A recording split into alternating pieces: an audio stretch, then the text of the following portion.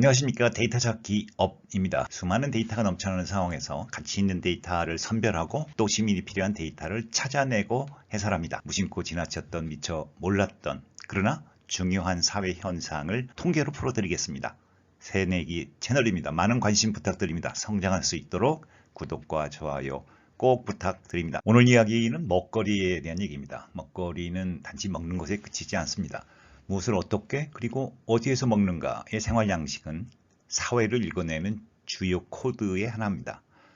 오늘은 집밥에 관한 여러 데이터를 통해서 한국 사회에서 집밥의 사회적 의미 그리고 변화 양상을 짚어드리겠습니다. 첫 번째는 집밥의 사회문화적 의미와 오늘날 다양해진 집밥들.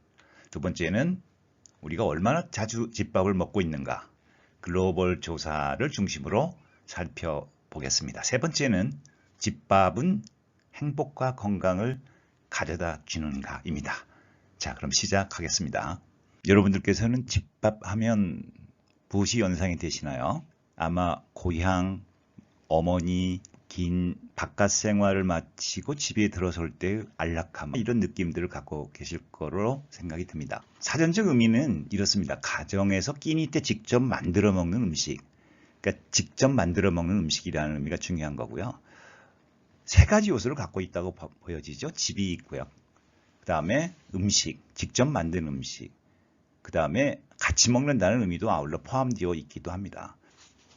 집밥이 가지는 사회문화적 의미는 한 세 가지 정도로 정리할 수 있을 것 같습니다. 하나는 우리 음식 문화의 정체성을 대변하는 음식이다 또는 상징이다는 것이고요. 가족과 관련해서는 가족의 관계와 공동체성을 유지하는 의례로서의 의미를 갖고 있다.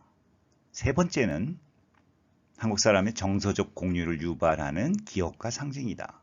우리 문화, 우리 사회의 핵심적인 문화적 코드 중에 하나라고 평가할 수가 있겠죠. 그런데 오늘날 집밥이 매우 다양해졌어요. 여기 지금 세 가지로 제가 정리를 했는데요.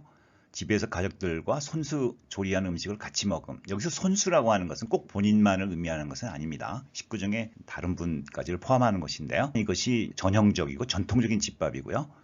집에서 손수 조리한 음식을 먹는다. 두 번째 거. 이거는 같이 먹지 않는다 하더라도 집에서 본인 혹은 누군가가 해준 음식을 먹는 거죠. 세 번째로 집에서 손수 조리한 음식 이외의 음식을 먹는 거. 혼밥을 할 수도 있고요. 아니면 또 다른 음식일 수 있어요. 손수 조리한 음식 말고 뭐 배달 음식이라든지 가정 편의식품이라든지 이거는 넓은 의미의 가족 식사에는 해당이 돼요. 그런데 집밥은 아니죠. 우리가 여기서 말씀드린 제가 집밥이라고 하는 거는 지금 앞에 말씀드린 두 가지 를 의미하는 것입니다. 자, 먼저 집에서 조리한 음식을 얼마나 먹을까? 그러니까 집밥 중에서 집에서 조리한 음식을 얼마나 자주 먹는가?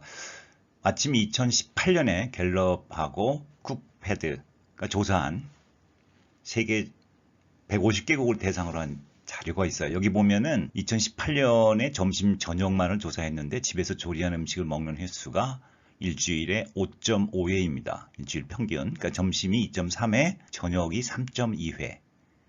어떠세요? 댁에서 드시는 것보다 많습니까? 적습니까? 이거하고 좀 비교하기 위해서 최근에 농촌경제연구원에서 조사한 걸 보면 점심과 저녁을 이 경우에는 집에서 식사한 횟수를 다 조사했어요. 그랬더니 일주일에 8.7회로 조사가 됐죠.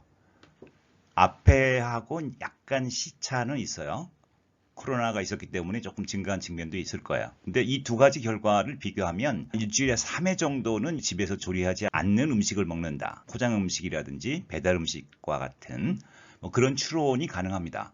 앞에서 갤럽에서 얘기한 지금 일주일에 5.5회가 적게 보이기도 합니다만은 세계적 수준하고 한번 비교를 해볼게요. 오른쪽에 그래프가 보이시죠? 여기 보면 콩고, 한국 이렇게 되어 있어요. 이 150개 국가 중에서 그러니까 집에서 손수 조리한 음식. 이건 뭐 본인이 한 것만 의미하는 건 아니에요. 식구 중에 이제 다른 분이 한 것까지 포함하는 건데 이 음식을 먹는 횟수가 150개 국가 중에 149입니다. 끝에서 두 번째죠. 점심으로만 보면은 조사 대상 국가에서 가장 낮아요. 저녁 횟수는 145위. 이 뒤에도 한 두 차례 조사가 있었는데 140권 큰 차이가 없어요. 횟수가 가장 많은 국가는 이제 베네수엘라, 라틴 아메리카 국가들이 가족 식사를 많이 합니다. 대륙별로 보면 이제 CIS, 발틱, 카리브해, 아시아가 이제 평균보다 높았죠. 2018년의 경우에 세계 평균이 10.9회였어요. 유럽하고 북미가 좀 낮긴 하지만 GDP가 높다고 해서 반드시 집밥 빈도가 낮은 것은 아닙니다. 아시아 국가 중에서도 보면요. 대만, 싱가포르가 굉장히 낮아요. 일본은 좀 높고요. 평균보다는 좀 낮습니다. 미국도 역시 좀 낮고 아시아에서는 이제 중국이 평균보다 조금 높은 수준입니다. 여기 그 원인을 제가 좀 적어놔 봤는데 아마 여러분들이 더 잘 아실 거예요. 왜 집에서 조리한 음식을 적게 먹는가? 밖에서 많이 먹기 때문에 그런 거죠. 그러니까 여성의 뭐 사회활동의 증가라든지 단체 급식 을 많이 하죠. 가족 구조의 변화라든지 최근에는 이제 육체적 부담과 함께 돈이 더 든다. 집에서 제대로 차려 먹으려면 사 먹는 게 싸다는 것이죠. 공급적인 측면도 있어요. 외식업소의 수가 산업화 과정에서 이제 굉장히 많이 늘어났죠. 자영업자 비율이 이제 우리나라가 높지만 그 중에서도 그 외식업에 종사하는 자영업자가 굉장히 많아요. 그 다음에 먹거리가 이런 사회 상황에 아주 재빨리 적응을 한 거죠. 그래서 상업화가 된 거예요. 가정 편의식이라든지 배달이라든지 이런 부분들이 이제 집에서의 손수 조리하는 식사의 비율을 크게 떨어뜨린 그런 원인이라고 생각할 수가 있겠습니다. 근데 이제 자꾸 그 집밥이라는 게 좋은 것처럼 얘기하는데 긍정적 효과들이 뭐냐? 여기 보면 가족 유대감이 강화된다든지 그래서 삶의 만족도와 행복감이 증진된다. 건강한 식습관이 형성된다. 과일과 야채를 많이 먹는다. 그래서 과체중 비만을 예방한다. 소아의 우울 성향을 낮추고 집중도를 높여준다. 이런 것들이 대개 국내외 연구를 통해서 확인된 것들입니다. 그런데 대개 이 대상은 청소년과 유아 대상 연구예요. 그리고 그 연구 대상이 된 식사를 보면 가족 동반 식사, 그러니까 무엇을 먹는 것보다는 가족과 같이 먹었느냐 이런 것들도 아울러 이렇게 포함되어 있어요. 분명한 건 어쨌든 아동이나 청소년기에 있어서 집에서 식사를 많이 하는 것은 여러 측면에서 긍정적 효과가 있다는 것은 이제 과학적으로 이미 증명되었다 이렇게 얘기할 수 있는데 지금 우리가 관심 있는 것은 그 중에서도 스스로 조리를 하는 집밥 이것이 특히 성인의 어떤 결과가 있을까 이제 여기에 관심이 있는 것이죠. 그래서 집밥 횟수와 행복의 관계하고 그 다음에 건강의 관계 주관적 건강의 관계 이 두 가지를 한번 살펴볼 겁니다. 자, 먼저 집밥 횟수와 행복과의 관련성을 살펴볼게요. 오른쪽에 지금 그래프가 올라오고 있는데 이 자료는 2021년 서울시 먹거리 통계 자료입니다. 서울시 먹거리 통계는 서울 시민 4,000명을 대상으로 먹거리와 관련된 생각과 행동을 조사하는 연례조사입니다. 물론 서울 시민을 대상으로 했기 때문에 전국적으로 일반화하는 데는 약간의 한계는 있습니다만 지금 관련성을 알아보는 것이기 때문에 큰 문제가 되지는 않을 것이라고 생각이 듭니다. 보시면 분류가 3개로 되어 있어요. 일주일에 0-6회, 7에서 13회, 14회 이상. 이걸 다른 말로 하면 하루에 1회 미만 집밥을 먹는 사람, 하루에 1회에서 2회 미만 먹는 사람, 하루에 2회에서 3회 미만 먹는 사람 이렇게 세 집단으로 나눠놓고 관련성을 살펴봤어요. 전체를 보시면 제일 왼쪽에 있는 건데 큰 차이가 없어요. 그런데 이거를 세대 혹은 연령별로 구분해 보면 그 경향성이 매우 뚜렷합니다. 18세에서 39세 대부분 MZ세대죠.